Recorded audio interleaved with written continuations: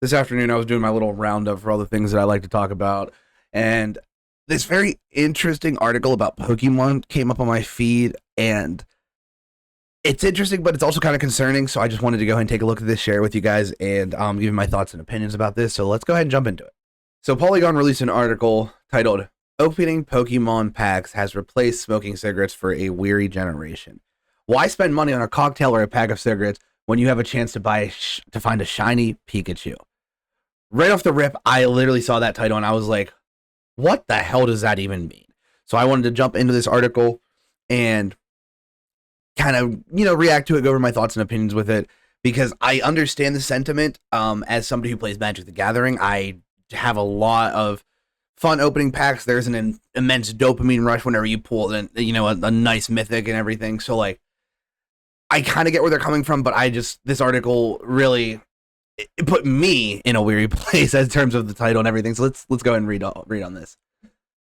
So you've had a rough day. Maybe you're at home, or a long stint at the office morphs into a black hole of chores. Perhaps you haven't made it that far. You might still be sitting in a parking lot, unbuckled, suspended in the fortress of your car. What do you do next?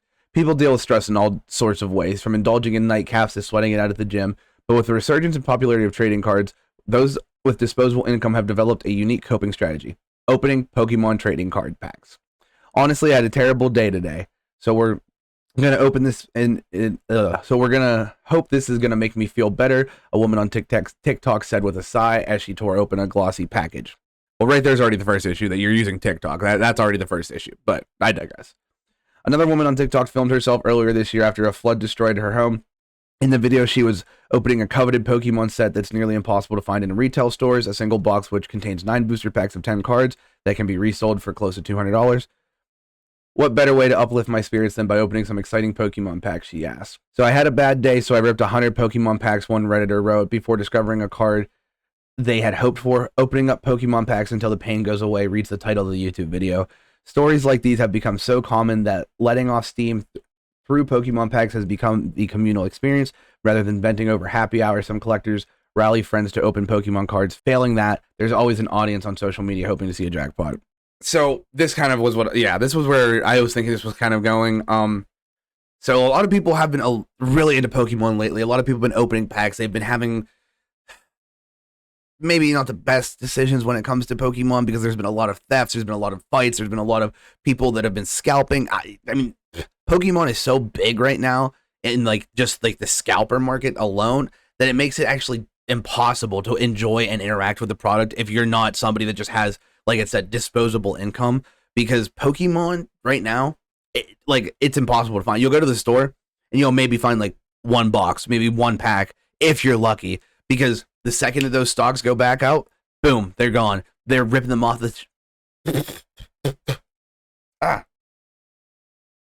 I got a mustache hair in my mouth. Sorry. As soon as those stocks get re-upped, boom, scalpers are coming in and yanking them right out, and then they're reselling them for, $100, $200, $300 more sometimes. I mean, even with major price increases and stuff. So I definitely get where some people are coming up with this kind of stuff, because Pokemon is just so big right now, and it's like I said, it's the same feeling I get from Magic whenever, I most recently I think of when Assassin's Creed set came out, and I was like, oh man, dude, it would be so cool to get an Edward Kenway. It'd be so cool to get an Edward Kenway. It's not like he's a $10,000 card or anything, but it's something that I really wanted, because I wanted to build an Edward Kenway deck. And I bought my fat pack, and I'm going through it, and my third or fourth pack in, boom, pull that stinky musky pirate, and I was ready. I was so happy, and I had a smile on my face for the next week, man, because I pulled that one single card. So I definitely understand where people are coming from with the sentiment. I just I think it's a bit of an expensive dopamine rush, per se, but I just found it interesting. So now I also thought this was interesting. It was a post by It's Mercedes.xo on Instagram. I'm not going to play the sound because I think it has copyrighted music, so I'm just going to go ahead and leave it out. But it says, when you're having a bad day but you don't smoke, pulls out a pack of Pokemon cards and starts docking it like a pack of cigarettes.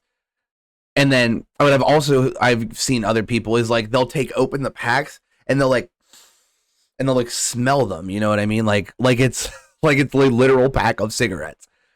So I thought that was really interesting. I wanted to pull that up real quick. So moving on, the article says nothing beats cracking open a cold one after a rough day. One Instagram user wrote, before opening a mini fridge bursting with Pokemon card boxes, it's a joke. But the gag is repeated so often its prevalence suggests a deeper truth. Adults are using Pokemon cards to cope with life struggles. Some trading card shops outright market themselves as an answer to stress and existential crises. We don't heal, we just evolve. That's good. We don't heal, we just evolve. Declares a video advertising Pokemon cards. The pack, which contains 10 cards, only have a minuscule chance of containing impressive or valuable collectibles. You have a better chance of getting into Harvard than landing a truly rare card in a single pack. Granted, unlike applying to an Ivy League school, you can try your luck more often with Pokemon packs.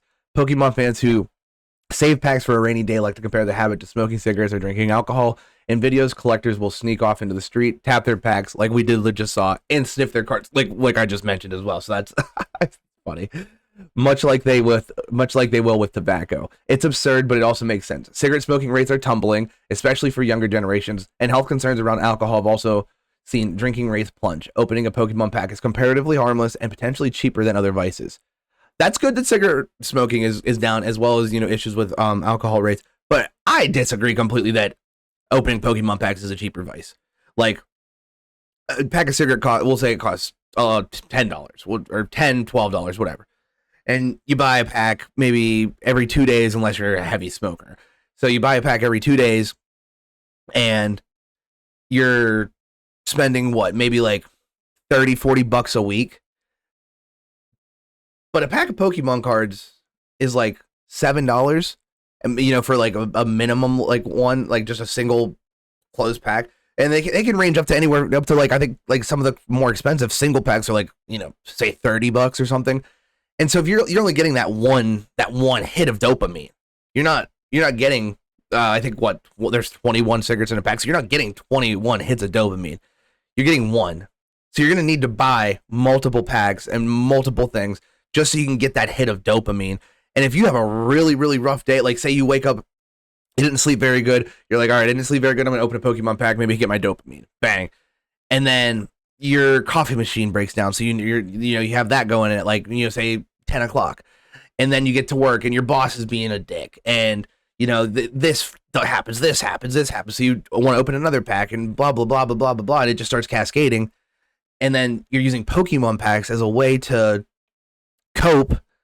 You're starting to kind of fall into the same rhythm where you're going to need multiple packs a day. You're going to be buying possibly hundreds of packs a week just to be able to have that fulfillment.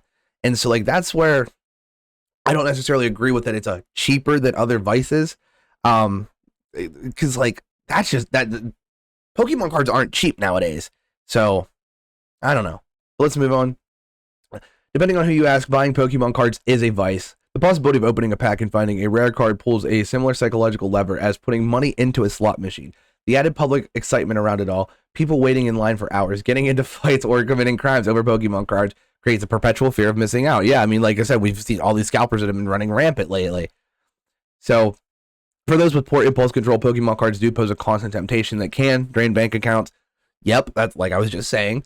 Yet it's the same dopamine trigger quality that allows some people to use Pokemon cards to quit addiction as well. In threads discussing the purchase of cards, it's not uncommon to see people sharing stories of past struggles with substance abuse.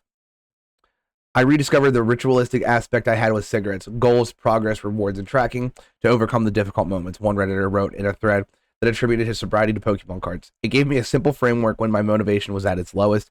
At the end of the day, a small cardboard picture of Pikachu isn't going to fill the hole in anyone's life. It might, however, bring a sense of joy, however fleeting. So yeah, I knew that I knew the title of that article was going to lead me to something interesting.